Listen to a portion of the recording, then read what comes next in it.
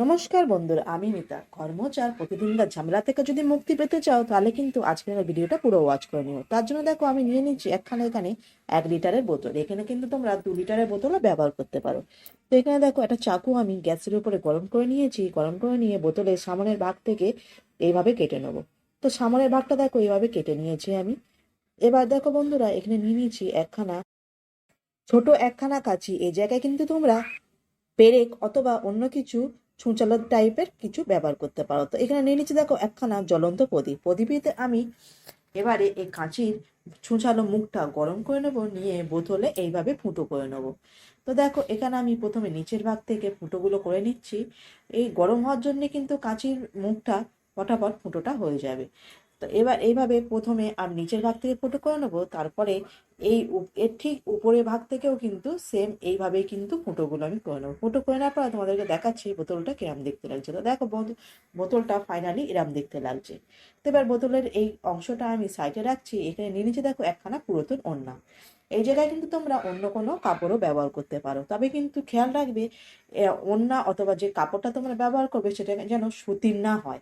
এই জায়গায় কিন্তু একটু গেঞ্জি কাপড়ের ধরনের কাপড়ই তোমরা ব্যবহার করো। তো এবার ওড়নাটা দেখো আমি দুভাগ করে কেটে নিচ্ছি। এবারে ওড়নাটা এবারে দেখো এরমভাবে পাতলা পাতলা দড়ির আকারে এইভাবে টুকরো করে নিচ্ছি। তো তবে এটা এই জায়গায় কিন্তু ওড়নাটা ব্যবহার করলে বিশেষ ভালো হবে, কারণ ওড়নার লম্বা মাপটা সব কটা কিন্তু যে আমরা দড়ির মতন কেটে নেবো, সেটা কিন্তু সব কটা কিন্তু একই মাপেতেই হবে। তো এবার চলো পটাপট আমি প্রথমে ওড়নার এই দড়ি মতন এগুলো কেটে নিই, আর তারপরে তোমাদেরকে দেখাচ্ছি এগুলো কি করতে হবে। তো দেখো ফাইনালি আমার সব কেটে আমার কিন্তু হয়ে গিয়েছে। তো দেখো আমার এখানে আমি কিন্তু অনেকগুলোই এরকমভাবে কিন্তু পাতলা পাতলা করে কেটে নিয়েছি দড়ি, ওড়নার দড়ি। তো তোমরা কিন্তু বেশি করে এখানে কেটে নিও। তো বন্ধুরা দেখো, এখানে নিয়ে নিয়েছি আমি বোতলটা। এবার এই বোতলের ফুটোইতে এই ওড়নার দড়িগুলো একটা একটা করে ঢুকিয়ে দেবো। দেওয়ার পরে মেপে নেবো দুটো মুখ ঠিক আছে কিনা, তারপরে কিন্তু একখানা গেটটা মেরে দেবো।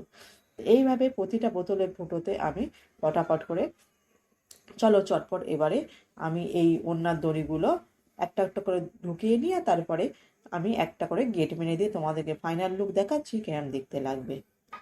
তো বন্ধুরা দেখো, প্রতিটা দড়ি লাগিয়ে হয়ে গিয়েছে। ফাইনাল লুকটা দেখো এরম দেখতে লাগছে। এবার দেখে এর উপরেও কিন্তু যে ফুটোগুলো আছে, সেম ফুটোগুলোতেও কিন্তু এই দড়িগুলো লাগিয়ে নিতে হবে। তো তার জন্য দেখো, প্রথমে আমি এখানে এই ওড়নার দড়ি কাটা দড়িটা যেটা আছে আমি এখানে নিয়েছি।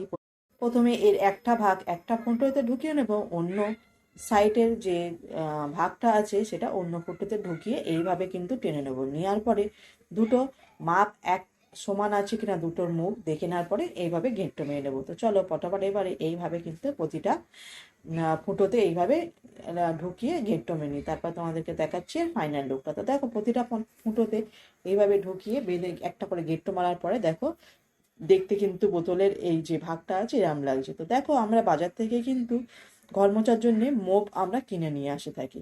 তো আমরা কিন্তু চটপট বাড়িতে এইভাবে কিন্তু বানিয়ে নিতে পারি, খুব সহজে আর খুব ইজি প্রসেসে। যে কেউ দেখলে কিন্তু তোমাদেরকে জিজ্ঞাসা করবে এটা তুমি কোত্থেকে কিনে এনেছো বা কী করে বানিয়েছো।